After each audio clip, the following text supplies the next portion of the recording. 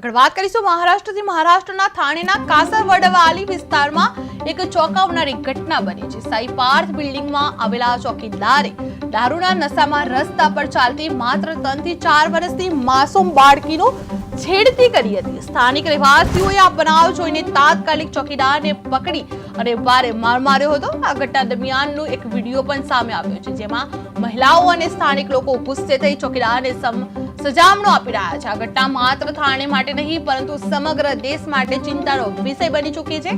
ભવિષ્યમાં આવા કિસ્સાઓને રોકવા માટે પોલીસ અને વહીવટી તંત્રએ તાત્કાલિક અને કડક પગલાં ભરવાની જરૂર છે। આ પરિસ્થિતિમાં ન્યાય માટે લોકોમાં જાગૃતિ વધારવી અને આવા ગુનો માટે દંડનીયાત્મક કાર્યવાહી કરવી ખૂબ જ જરૂરી બની છે। થાણેમાં નશાની હાલતમાં ચોકીદારે બાળકીની છેડતી કરી હતી, જેમાં સાઈ પાર્થ બિલ્ડિંગમાં બાળકો પર અનિચ્છનીય ઘટના બની છે।